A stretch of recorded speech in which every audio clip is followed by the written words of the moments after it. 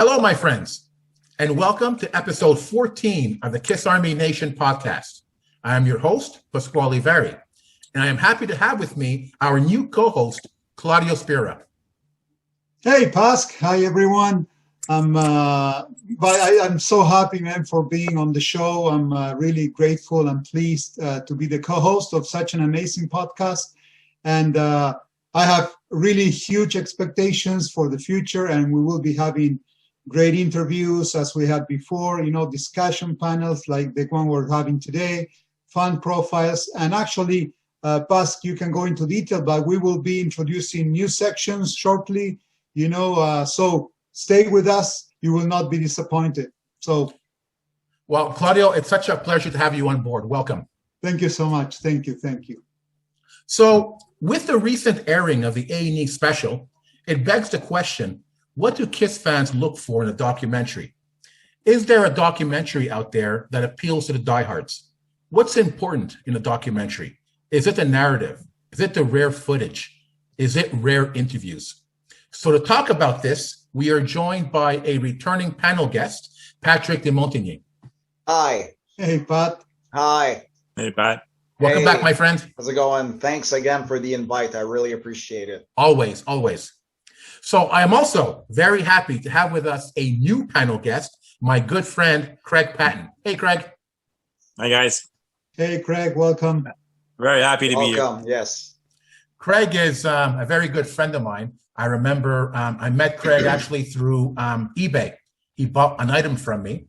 And I remember Craig emailed me and said, listen, we live pretty close. Can I come over and pick up the item so I could save on shipping? I go, yeah, not a problem. He comes over, get a knock on the door. I open it. It's Craig. I go to him, hey, so you're a Kiss fan? He goes, yeah, come into my room. He goes, what? I go, come see my collection. I had to think twice on that one. He came in, saw my collection, and we've been great friends ever since. Oh, that's a good story. And I think that friendship was put to the test soon after we met. We went to see Paul Stanley in New York in 2006. That was me, Craig, and two other, at the time, big guys in a small little Echo.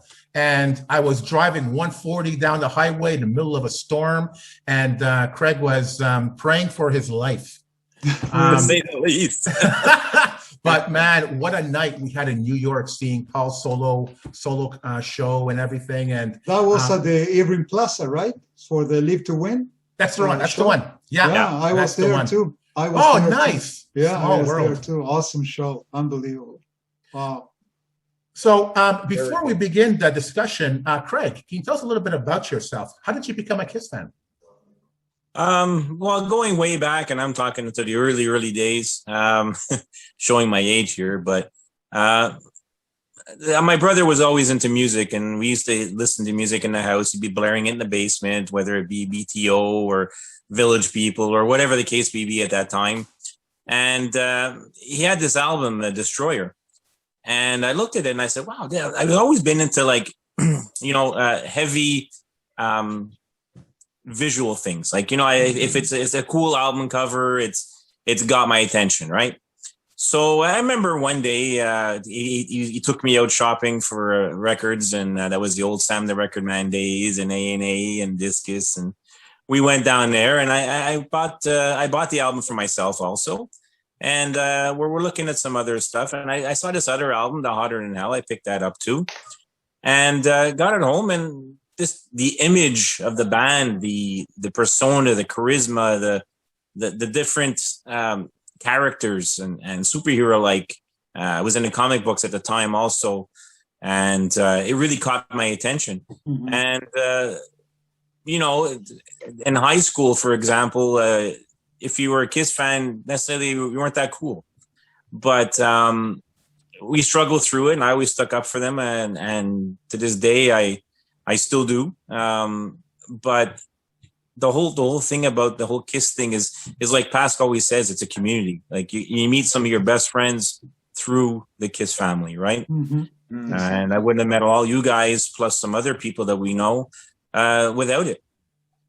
And it just takes the test of time that we still do be friends. And I'm sure it's going to last even after a Kiss era. Oh yeah, absolutely. Yeah, You know. totally agree. Yeah. Totally agree. Before we continue, Craig, can you tell us the story how you met Eric Carr? That was they were doing it. They came into town for Lick It Up tour, and I was going to meet them at Rock on Stock. They were doing an in-store appearance, and we stood outside in the pouring rain, sleet, snow for over 2-3 hours. My other two friends that were fans too, they buggered off and got a coffee because their feet were freezing. But I ended up staying there the whole time. And then maybe with 10, 15 people that were left, and they would say, they're not going to come. They're not going to come. And lo and behold, a limousine pulls up, and they pop out of the limousine and pop into Rock on Stock. So they were all behind the counter. I get there. I get my I didn't have a record album or anything like that at the time. I just had an envelope that my father had given me to write autographs on. And I get up to the counter, and I'm really nervous. It's the first time I'm really seeing them face to face. And the four of them were there? Yeah, all four of them were there. Vinnie Vincent, Eric Carr, Paul Stanley, and Gene Simmons. Okay. So I get there. I pass the envelope to Gene with a shaking hand. Here you go. Can you sign this for me, sir? He kind of blows me off. Signs it. Yeah. Okay. Next. Paul. You give me a little more time. How's it going? What's new? Hey, thanks for coming. And thanks for seeing us sticking outside in the pouring rain and the snow. Thanks, guys. Vinnie Vincent didn't give me the time of day at all. Just signed it and moved on. And then when I got to Eric Carr, he was really into all the fans. He was like, this is like super cool for me. I'm a rock star. I can spend time with people. People actually like me, and stuff like that. And he signed it for me, and we had a conversation for at least 2-3 minutes until we got booted out and move on to the next person. But he was really cool. Like, what are the bands you like? What's your favorite song? And all that stuff, And really had a good conversation with the guy. And ever since then, I had a big respect for the man. Wow. I loved your description of Eric when you said that he's like a kid. He's always smiling and happy and... Oh yeah, he was like a kid in a candy store. He was just gleaming from eye to eye, like I'm the superstar, I'm the superhero, and I'm idolized, and this is all new to me and everything. It was pretty cool. Lucky man to have met him. I wish I met that man. Me too. But he's always been so humble, all the years that he's been into Kiss, he never changed. So that's quite unique, for still have those autographs to this day too, in Pascasino, and they're legit. They're legit. Been there, done that. That was frozen. Okay, so let's get into the show. So again, we're talking about the A&E special, but we're really talking about documentaries in general and the A&E special specifically. So my first question to the three of you, not including the A&E special, what is your favorite Kiss documentary and why? We're going to start with Patrick. I would say Second Coming, because it's really detailed. They talk about the first hurrah, but they really make it fast, because you understand that it's not the purpose of that DVD. The DVD is really about the reunion. Mm-hmm. And you see a lot of stuff, and it's really well done. I like the fact that you don't see the guys when they talk; you just hear them talk. They narrate, and I think it's really cool and well done. You see a lot of stuff. You see them put on the makeup for the first time. It's really entertaining. So that's my favorite for sure. Okay, great, Craig. I'd have to agree with Patrick. I mean, that was one of the ones that really went behind the scenes a lot. And you saw them getting ready for the reunion and stuff like that. And I also think that the first one I had seen was Kiss Exposed. And I think that a lot of the concert footage, we never had, I never had any kind of a connection or a way to get those videos. So for me, seeing it for the first time was like, oh, wow, this is cool. It was, for me, another way of seeing them besides concerts, which I never saw them. Yeah. Mm-hmm. Mm-hmm. Claudio, what about you? Well, let me just say that before getting into my favorite, I think this is a very interesting topic for discussion because not everybody expects, the same thing from a documentary. And it's even harder for, for us, for diehard fans to get satisfied because we're always looking for more. And it looks to me that it's never enough. But in my case, my favorite, it's Extreme Close-Up. And I really like the vibe on the video. I think it captures well, the main highlights of the band's history. And I have to say that that's mostly the one. And another one that I also like it very much, and I'm sure that you guys do watch it. This is the one coming from VH1 when Kiss ruled the world. That's really cool. It's not, of course, so well produced and edited as Extreme Close-Up, but that's highly recommended also. Pask, what about you? Oh, for me, I agree with you. It's Extreme Close-Up. It's my favorite, I think, for the same reason that I think people really enjoy the A&E special. Because for me, it wasn't about the documentary per se. It's when the documentary came out. I was rediscovering KISS in the late 80s, early 90s. And that documentary was a summary of the band up to that point. And, each band member sat down talking about their experiences, the death of Eric Carr and so on. And I found it fascinating. And I was rediscovering the KISSTORY. I was rediscovering the music. I was rediscovering their legacy. So for me, that was sort of like a diving board, a springboard, rather, to the rest of my career as a KISS fan. And this, although another favorite, although it's not necessarily a documentary, it's the Kissology series. Yeah. Because, like I said, it's not a documentary, but it really chronicles their entire history. And we see their legacy and their history before our eyes. And we decide for ourselves what KISS is all about, rather than some narrative telling us, based on somebody else's perspective, what KISS is about. True. It's like watching the news. Now we have a 24-hour news network that presents the news, here it is, but then you have discussion panels and opinion panels and this and that, which skews the point of view of the story.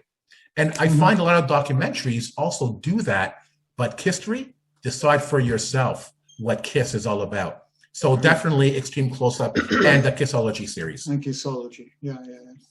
Good point. Okay, good point. So now compare your favorite documentary to the A&E special. Which one did you like better and why? Patrick. Good question. Because A&E is still very fresh in my mind. I would still go with Second Coming, only for the same reasons I said earlier. Having said that, some of the footage in the E&E special is worth the price of admission. And there are two different beasts, I think. A&E is like, as I said earlier, is for the general public. Whereas the others were for hardcores like us. But the rare footage is really a good, it's a really good point. It's something really worth considering and saying the E&E special stands on its own, in my opinion. Yeah. Okay, Craig? Yeah. Listen, I really enjoyed the A&E special. I thought that it really chronicled the history and the parts they play. And the only thing I didn't like, which I would like probably in the Second Coming, like Pat was saying, was that we had Peter and Ace's input in those ones. Yeah. Whereas, and now they had clips, but they were pre-recorded clips. So they were basically hand-picked commentaries that would fit into the video, right? Yeah. We all know that they don't maybe want to talk about the history, but I mean, they were they were offered quite a bit of money to do it. I don't understand why they wouldn't have, but that's for us to decide, I imagine. But I think that what you were going back to the Kissology series past was that I agree with you. I totally forgot about those. That we're always looking for Kissology 4. When's it coming out? Is it coming out? Yeah, that's a long way. Like Patrick was saying, we always want more. It's never enough. Yeah. Is there more rare stuff that we haven't seen? Yeah. And there was some stuff like we said the past when we were watching it together. There is a few clips in there that we haven't seen, and that's rare for hardcores to not see everything. Yeah. True. Claudio? Well, in my case, I have to agree with Pat. It's still fresh with me, the A&E. So I'm really thrilled, with the documentary. I think it has a great production, great edition. I'm not too concerned on the drama and the dirt and the regrets from all the members. I don't pay too much attention to that. I'm more concentrated into the music and stuff. Why I think the A&E it's better than Extreme Close-Up? Well, first, it's longer. Second, there's more footage, rare material than Extreme Close-Up. It covers the whole history of the band, which Extreme Close-Up, because of the time when it was released, it doesn't. And as I said before, I pay too much attention to production and edition. And to me, the A&E was spectacular in that domain. To me, it's unbeatable. So yeah, that's a reason why I think A&E, stands for it, and it's a bit better, close, but still a bit better than Extreme Close-Up. Yeah, agreed. I listened to an episode of the FAQ podcast, and they did an episode on favorite albums. And what I found interesting in that particular episode is that if you ask any fan, Kiss fan, a diehard, what is their favorite album? Oftentimes, it's going to change depending on how they feel, where they're at in their lives. My favorite for the longest time was Destroyer. Then it became Alive. Right now, it's Rock and Roll Over. Okay. And that's because those albums have a special meaning for me. And for me, Extreme Close-Up is very similar. It has a particular meaning to me because I was rediscovering the band at the time. Sure. So for me, I have to say it is still Extreme Close-Up. When I watched the A&E special, there was, for me, in terms of the narrative of the story, nothing new. And I enjoyed the second part more than the first part because I was watching the first part with a critical eye and I wasn't enjoying it as much. So then I watched the second part with more of a suspension of disbelief, just let go and enjoy the show. And I really did. And Craig, you didn't see this, but I was teary-eyed. I was teary-eyed at the end, Well, I think it's like, wow, this is actually going to end soon, or one day soon, Yeah, and it was so well done and well put together that you can't argue that, Yeah. But regarding the footage that Pat, you were talking about, Craig as well. I know that there were a couple of people from the Tribeca show that mentioned specifically what some of the new footage was. So I knew what it was. But if it wasn't for that spoiler, honestly, I wouldn't have known because I've seen so much footage, so many pictures, and I might see it again years later and think, oh, wow, that's new, not remembering that I've seen it so long ago. Yeah. But knowing what the raw footage is, the Peter Criss doing Beth, and the early shots of Peter, Patrick, you were mentioning that. Wow, those moments, that's cool, unbelievable. And there was also some never before seen pictures as well. Right. That I like, okay, these are cool pictures. I didn't realize they were new. But I realized after when we saw some reviews of the show afterwards, So I haven't seen it again, but I want to watch it again just to get that different perspective now. Just sit back, enjoy it, no critical eye, and just, ride the waves of KISSTORY. Well, I strongly suggest that, and this is exactly what I did. I already watched it twice, and the second time I watched back to back, the two episodes. as you said before, relaxed, and it's so much fun, man. And it's really emotional, and it got me going, tearing up. And I don't know if it was the same for you guys, but the image quality when they were interviewing Gene and Paul, and oh boy, they aged so much, man. They're getting old, man, and you don't want That's that what my to wife happen. was saying. But yeah, the end is coming, man. It's no doubt about it. Right. There was two things, guys, that I noticed on that, and when I rewatched the second part last night, those were my favorite years between '79 and towards the end. Mm-hmm. There was one film footage where they were coming out to go on stage, and Gene was actually holding Peter's hand to drag him on the stage. Yeah. Mm-hmm. To me, that was like, wow, like, was it that bad? Yeah. You could see that in his face. He was trudging to go out and do the show. And then there was the part during the elder area that for me is, at Pascal, we always have good banter about it, is that I like the album. I mean, it's different, right? It's not for everybody. But the photos of that time, and there's one or two pictures I think we haven't seen before, where Ace is sitting down and he's looking at the camera, and it's just like, was he happy or not? Was he not happy? Yeah. I think if he said, if the Creatures would have came out before the Elder album, he might have still been in the band. Yeah. I know exactly what you're saying. So that was an interview where there were the four of them, and the camera stays with Ace, and he was sad, man. He wasn't happy, and that's actually what Paul was saying. Ace wasn't happy at that time, and that's really sad. Yeah. And Bob was saying some of his best guitar work was on the Elder. Like he actually showed up to play his parts. Yes, sir. So anyway, just a food for thought. Yeah. Mm-hmm. Yeah. So Patrick, you were talking about this documentary doesn't really have anything for the diehards. It was really made for the casual fan out there, for the mainstream audience. And you also talked about one of your favorite documentaries that for you was made for the diehards, or some of the older documentaries. Now that begs the question, though: is there any Kiss documentary out there really that are made for the diehards, or is it just you felt it was that way because at the time you didn't know enough about them till you watched that documentary?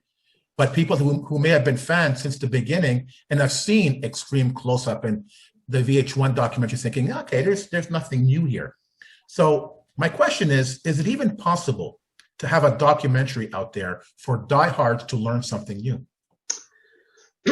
Learn something new, I'm not sure, but maybe new footage. Maybe, I'm sure they have, because they give us snippets, like when they're putting the makeup back on for the first time at Gene's house, you have that. Yeah. Or even the private films.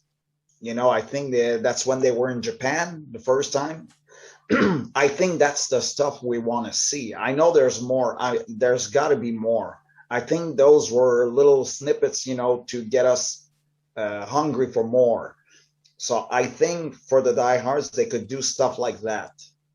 I mean, I don't think they could do like, okay, we're going to release a long form of private films, but there's ways maybe to build it around something, Okay. Maybe a show or something, and they could put that as a bonus, something like that.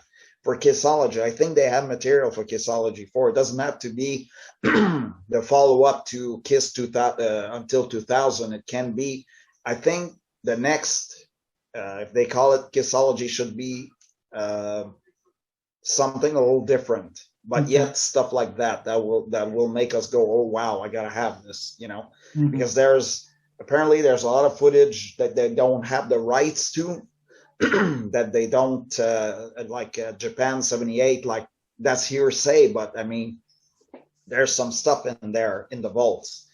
Maybe they could pull it all, if they can have access to it, then release it commercially. That I think could be the next best thing for people like us, I think.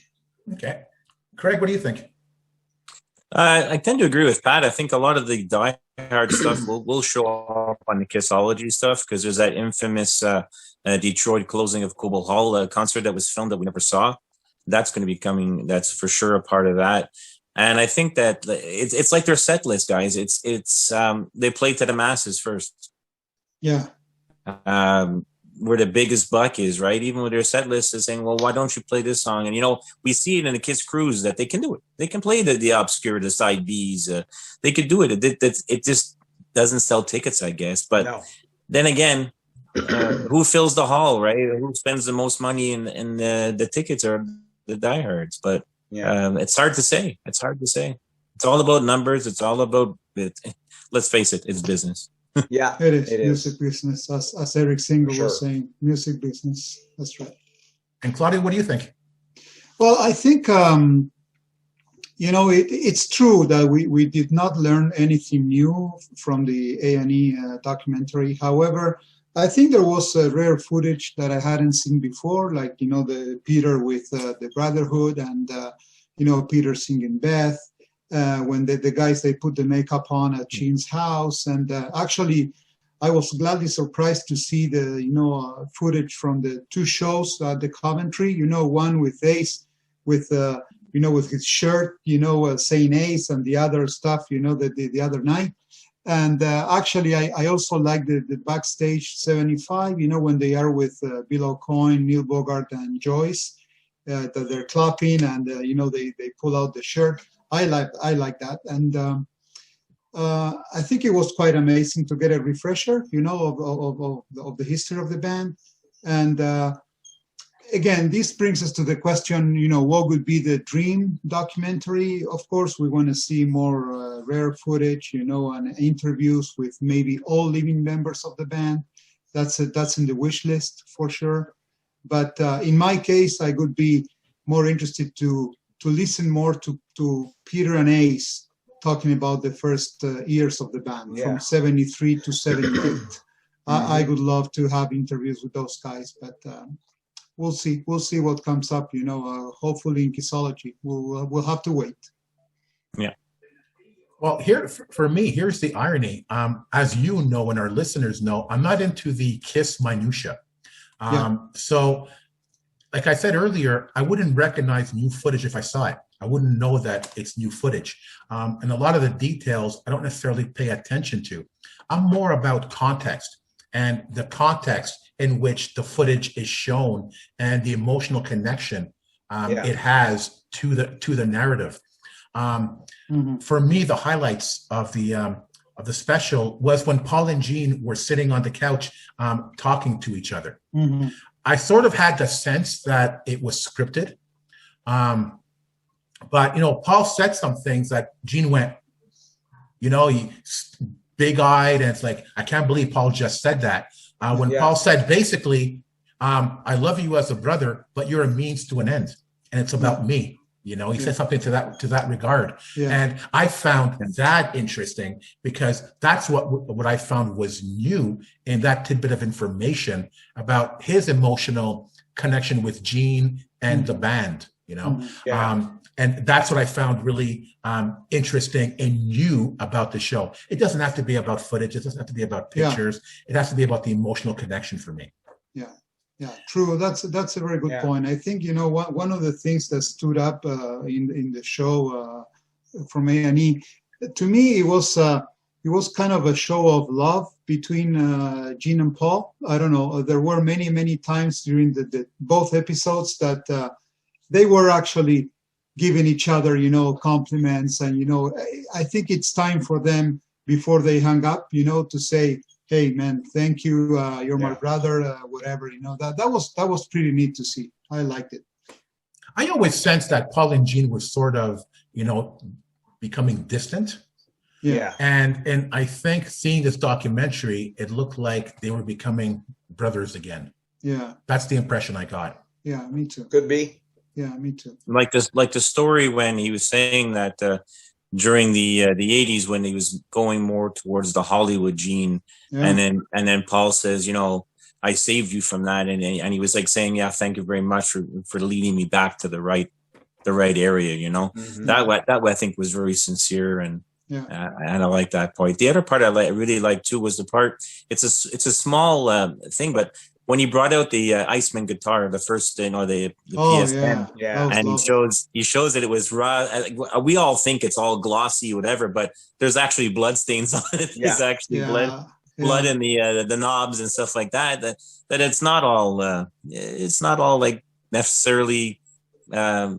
How can I say well maintained? It was in his raw form, right? It was one of the first ones. True. The fractured mirror guitar, Yeah, exactly what I was saying, and that's what I found was really cool about the show is seeing the blood stains on the guitar. That's new.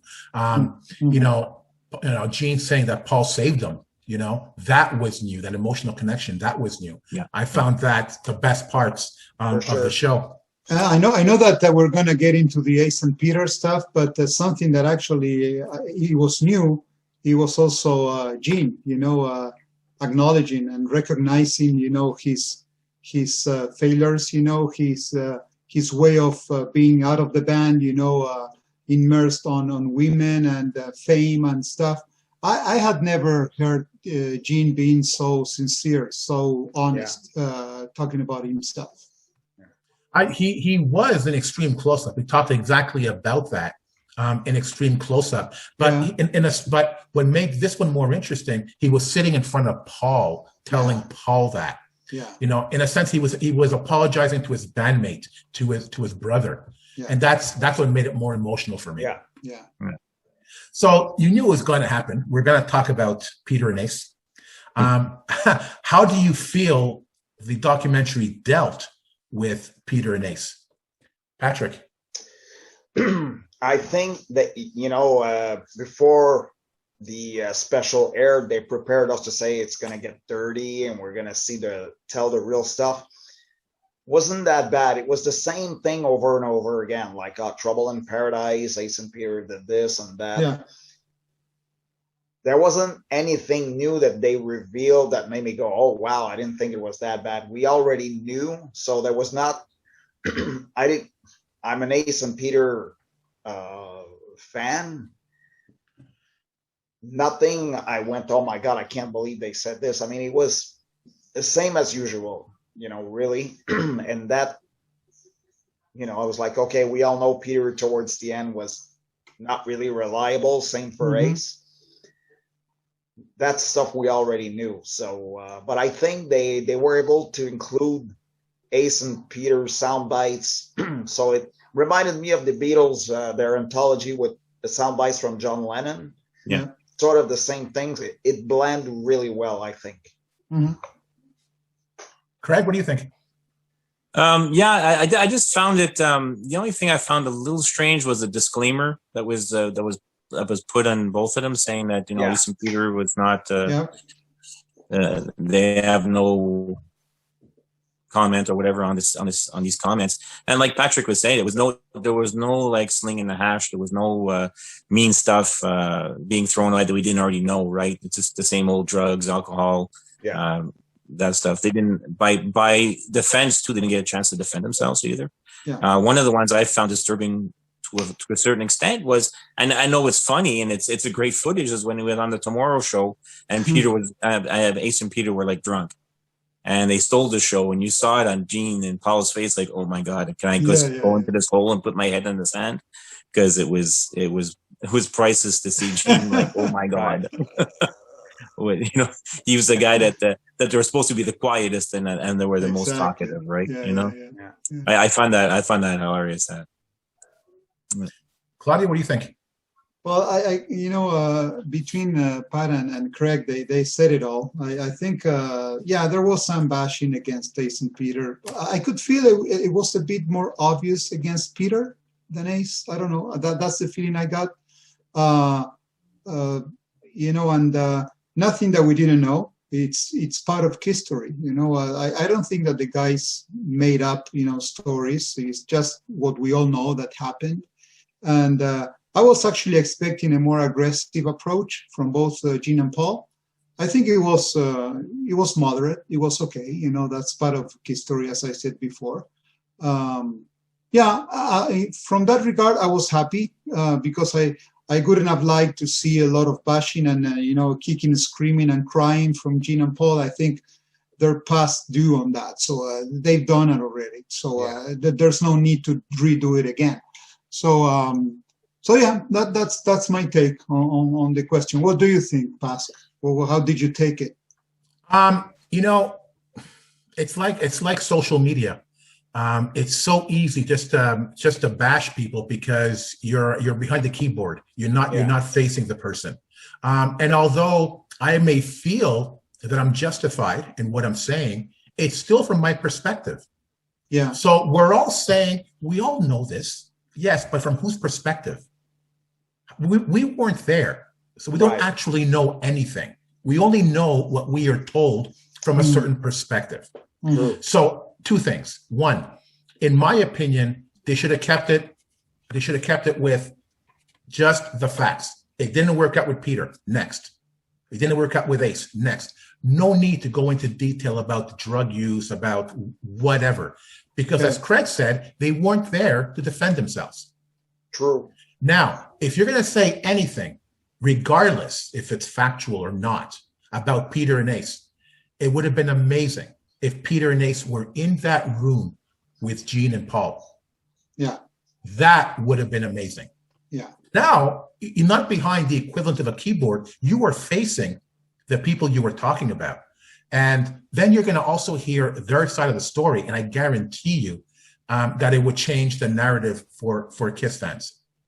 Because even the documentary, they said, you know, Ace and Peter are rock and rollers. They're part of the rock and roll lifestyle. Yeah. You know, they didn't agree with the direction the band was going. Yeah. And they were acting out as a result.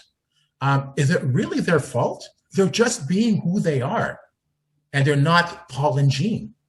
So who is Paul and Gene to judge their actions? We weren't inside their heads. We don't know what was going through their minds. I can't imagine what Ace and Peter was going through. You know, feeling isolated, feeling alone, not supported. No wonder they left. No wonder they were so angry. No wonder they acted out. You know? Yeah, and they've said many times that it's really, really hard, you know, to work with Gene and Paul, you know, because of their, you know, work ethics and stuff. Yeah. And it's really hard. But as you said before, you know, I love it. I would have loved to see the four guys in the same room. But that's, to me, that wouldn't be an A&E kind of show. You know, the A&E show has to have some drama. It has to have some dirt, you know, because it sells. But, you know, having the four guys, you know, arguing and discussing against each other, that's more for the diehard. That's what we would like to see, right? That could be the documentary. That's right. That could be the documentary, telling the real story, you know? Yeah, true. Now, I have a question for all of you. Yeah. And, you know, tell me if you agree. Tell me if I'm wrong. And Craig, you and I talked about this. Why was Peter and Ace not in the show? Was it really because of money? Because, you know, I've read that that they refused the money because it wasn't enough. But I also heard that they were offered a lot of money and they still refused it. But they're founding members of the band and didn't want to play second fiddle on the show, in my opinion, to Paul and Gene. Because this is obviously the Paul and Gene show. And Paul has said it. We've been here since the beginning. Yep. It's our way or the highway. He said it. Mm-hmm. And Ace and Peter knows this. So they would be under a tight leash from Paul and Gene on the show, and they know it. Yep. If they could have been themselves and be candid and be honest from their own perspective, I think they would do it. Mm-hmm. There's a story that one of the fans told me about online about having he found one up to Peter with something to sign, and he had signatures from everybody in the KISS world. And Peter sees it and goes, "I'm a founding member of KISS, and there's no place for me to sign." And he refused to sign it. It's not because he's being a jerk, because, hey, respect me as a founding member of the band. Yeah. And you're telling me I'm the last person signing this? I've got no room, and I'm a founding member of the band? I'm sorry, I'm not signing this. Is he being a jerk? I don't think he's being a jerk. I completely understand his point of view. Yeah. So, Patrick, what do you think? Why wasn't Peter and Ace on the show? Well, if I would have been in Peter's shoes, I wouldn't have refused. But I understand, like you said. Now, your question is about the show, right? Ace and Peter's reason. I think probably because they knew what was going to be told about them and they wanted no part of it. And like you said, heavy editing. I read that they wanted to have final say in the editing as well.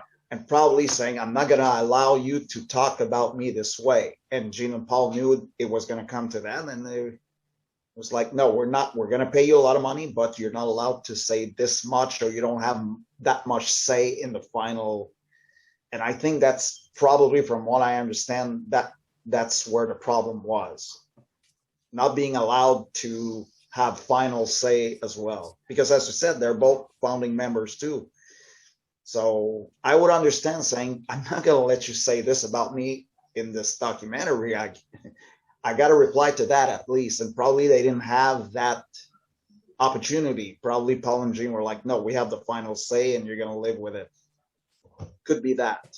Okay, makes sense. Craig, what do you think? I think also that, they didn't have a chance to defend themselves. We all know it's a drug, it's the alcohol, but all members of the band have vices, right? So Gene has his girls, he has his outside interests in Hollywood. Paul has his stuff too, and I think that they didn't put them on because I would think that if Gene and Paul were bashing them, they might give throwback stuff at them that people don't know about.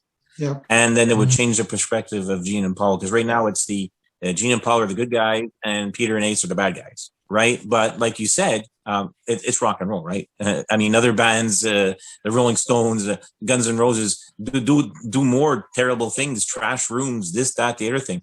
But one of the things that I did see on the video that was a little disturbing too is when Paul said, and I can't quote him, but he said something about, if you're going to bring me down, you're going to go first. Yeah. And then there was a part where Peter would speed up the tempo and then slow down the tempo and throw drumsticks at them when they're in front of him. Yeah. So that they had no spotlight. They had their little little guitar solo. He had his drum solo, but more of the attention was on those two. And like I said, they were continually frustrated about not getting enough tunes on the album and stuff like that. And they probably did have quality work to put on albums, but they were never chosen because they always felt like hired hands, right? And that's my opinion anyway, because it proves that in Ace's solo album that he had great stuff that could have been on any Kiss album. Sure. Yeah. Peter's album was more not as popular, but he had some good tunes on there too, right? And they always seemed to give him the slow tunes, like Psycho Circus. They wrote that song for him to sing that slow ballad. Dirty Living is a great song. I'm sure he had other ones in the closet that he could have put on any album too, but they wouldn't give him the time of day. So I think that they didn't have a chance to really defend themselves. And they were afraid of maybe rebuttal of what they were not doing great, and it would have got into a drama session, I think, where instead of a celebration like it was. Yeah. Claudio, am I crazy? Well, well said.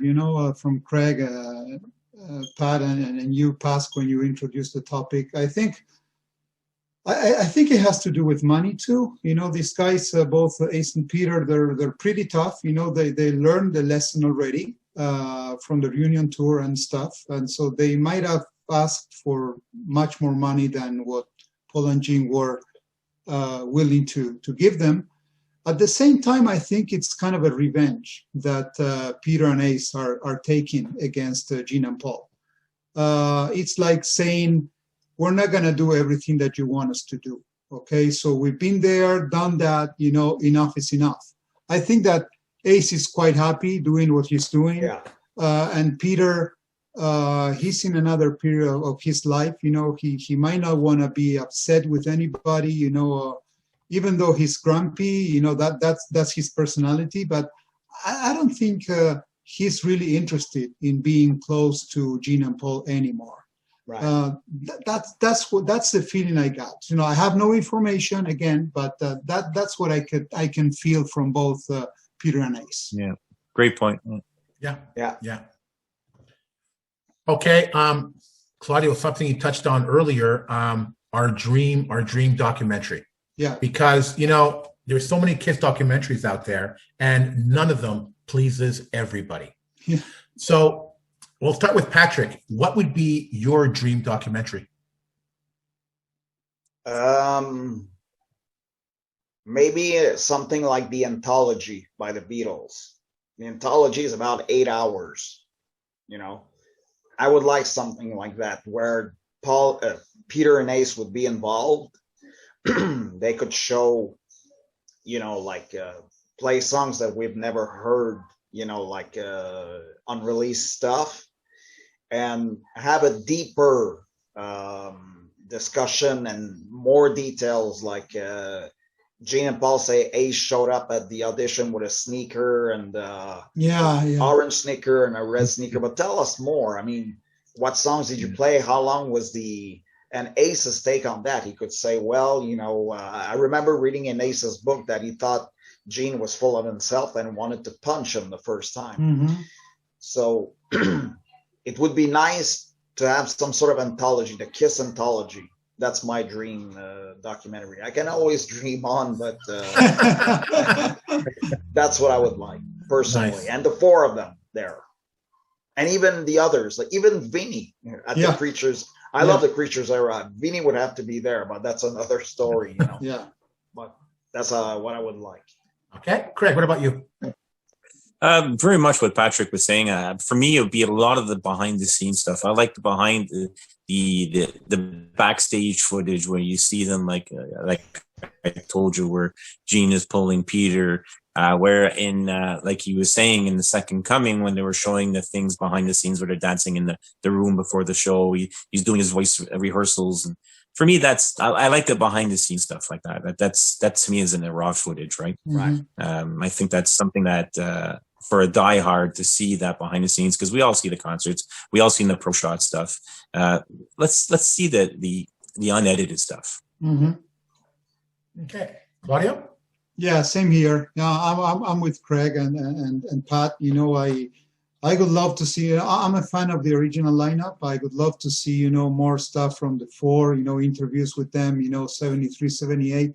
But at the same time, I would like to see rare footage and behind the scenes from the 80s and the 90s. Yeah. I haven't seen a lot of stuff with Eric Carr, with Bruce Kulick, even with Vinnie Vincent. I think, I would love to see one of those shows where we had 5 members of the band on stage, with Mark St. John and then Bruce Kulick, greeting everybody. So, yeah, that kind of stuff, but it never ends. It's 50 years of history, so we could have many diehard documentaries. Yeah. That's for sure. Well, for our listeners who may not know, I teach ethics, and I often tell my students that I try to be as objective and unbiased as possible in teaching certain topics. But then I turn on and say, but that's impossible, because you see my biases through what I choose to teach, my tone of voice, my body language. It speaks volumes. In other words, it is impossible not to be biased. And I think any documentary out there, any KISS documentary out there, is by definition biased. It's somebody's perspective. Yeah. So to answer the question, my dream documentary is Kissology. My dream came true, because I want to decide for myself what KISS means to me and what KISS's legacy is, the emotional connection to it for myself. And I don't want a narration behind me. I want to sit there. I want to watch the footage. I want to watch the TV appearances and all of that, and soak it in and decide for myself what KISS is all about, without somebody telling me their specific point of view based on their own biases. Really good point. Yeah, that's true. Okay, so final remarks before we wrap it up. I'm going to ask each of you to give a rating on the A&E special, but I want you to give 2 ratings.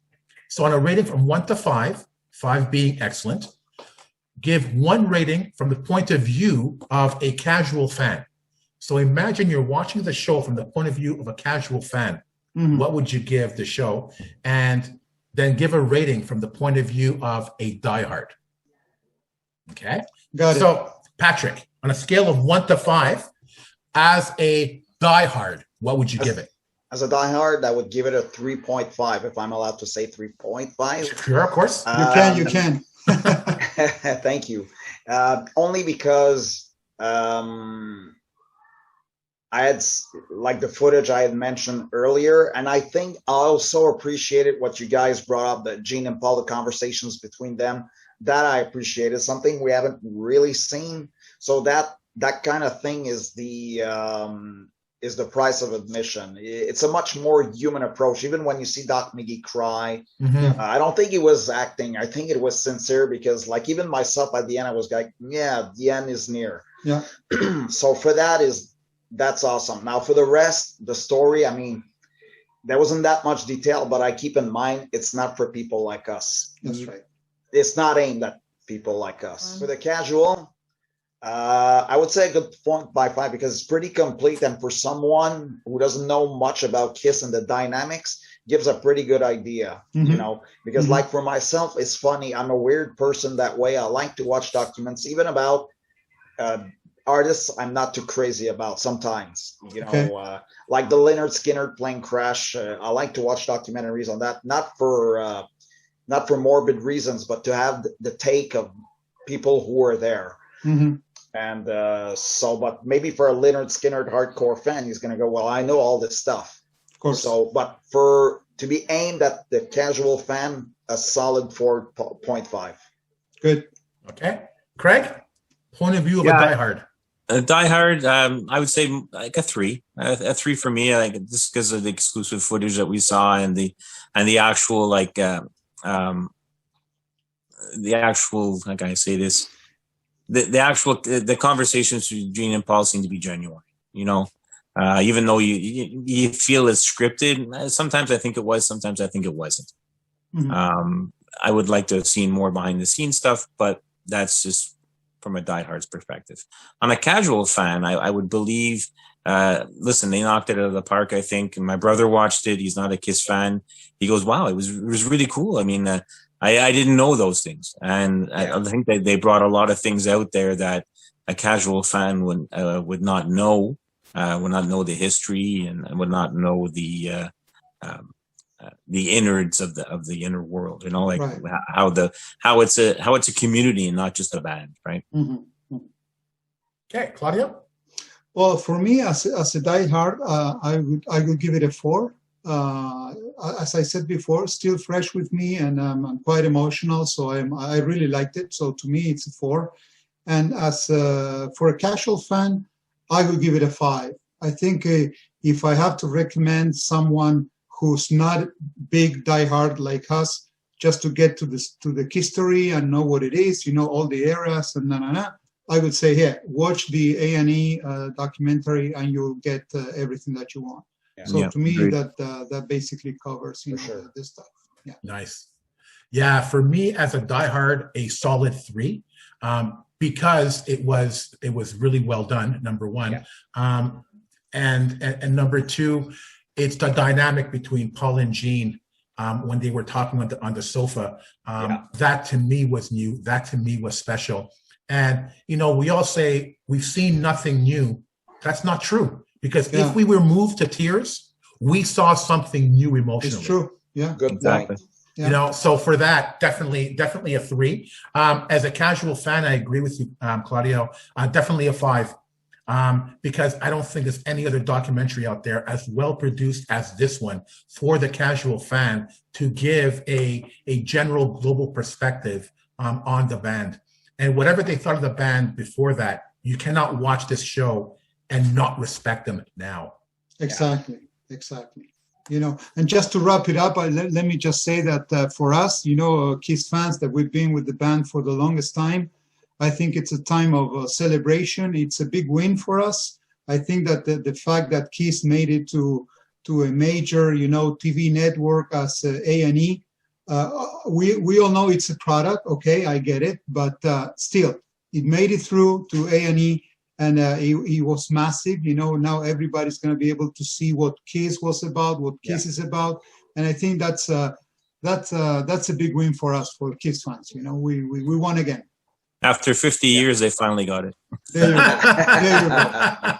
Everything takes longer with Kiss, If I could say a couple of closing remarks, one or two things that I forgot to say before was they didn't spend much time on the Vinnie Vincent era. Like, they told them about the Yank and stuff like that, but they didn't really go into much detail.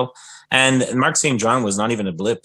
I mean, okay, he was not there for very long. I get it, but he wasn't mentioned at all. And I was surprisingly that there was enough footage of Bruce Kulick in there. He had a lot of airtime. Yeah. He played a major part in that era, and I was kudos to them for putting him through there and making him have a voice. Yeah. Nice. Patrick, any closing remarks? Overall, I'm happy that they went all the way to do a documentary like that. I'm happy with how it went, and the way at first I was a little apprehensive because, again, they said, "Oh, we're going to put out the real stuff," and that was a bit of a hype, But when you look at it from I was amazed how good it was, and I appreciate, because I have a special soft spot for creatures. We saw some photos and a little bit of footage we hadn't seen, so that was cool also. And I will rewatch it this weekend for sure. Me too. Yeah, do it. So we'll wrap it up there. So thank you very much to our panel guests, Patrick and Craig.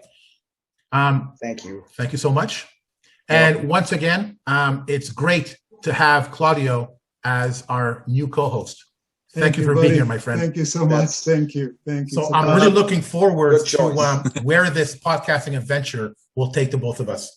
There you go. Good choice, by the way, Pask, for Claudio. I couldn't think of someone in it.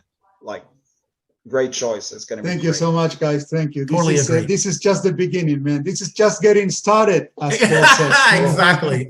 Cool. So, to the KISS Army, thank you so much for listening. We hope you enjoyed this episode. And remember, never stop rocking. Take care, everybody. Bye.